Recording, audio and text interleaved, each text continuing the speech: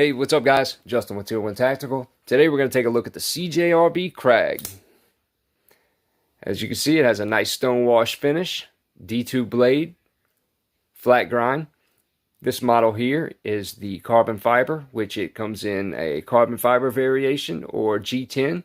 I'm not exactly sure on the colors that they have available for the G10, but I do know they have quite a few, just in case carbon fiber is not your thing.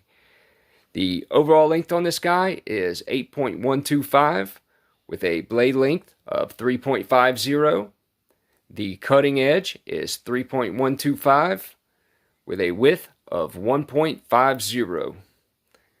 The thickness is 0.125. The handle length or close length is 4.75.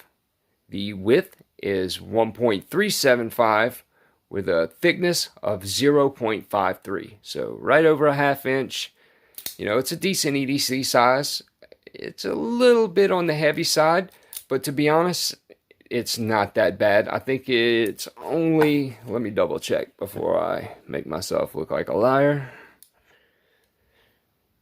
I want to say it's like 4.5 or something.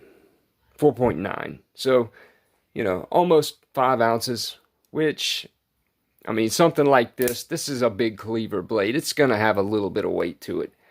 It has full stainless steel liners, which there's no milling or any type of cutouts for weight reduction.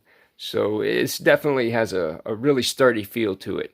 Now, I do believe this recoil lock here piece is aluminum. They probably did that, you know, to try and keep the weight down, which really, once you get this thing in your hands and you feel it, 5 ounces really ain't that much. I absolutely love the way they incorporated the choil in. You know, you don't see that on too many cleavers, which is pretty cool. You know, overall, I gotta say it's been a really, really nice blade. This recoil lock really adds a fidget factor to a blade that honestly didn't have one to begin with.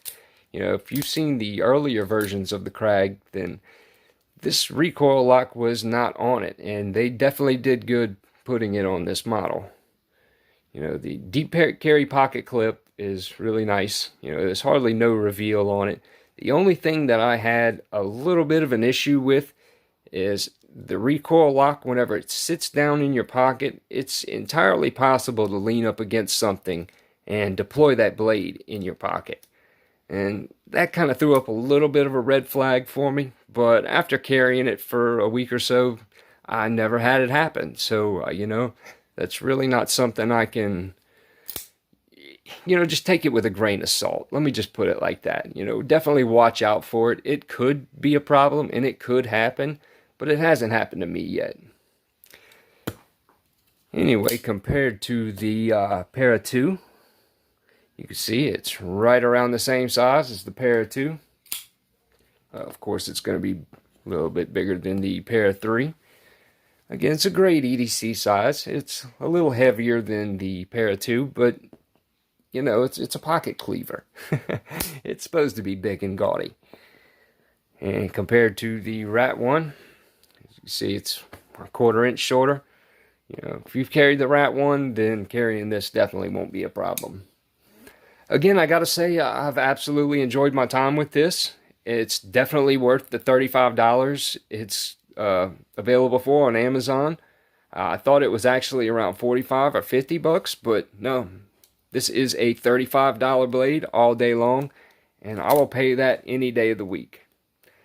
Anyway, if you haven't already, check me out on Instagram. Like, share, subscribe. And don't forget to go to DTOM Knives and Gear. Get in on that raffle. The time is about up. They got some awesome prizes that you might could win. If not, it's for a good cause. You know, consider it a donation to a friend.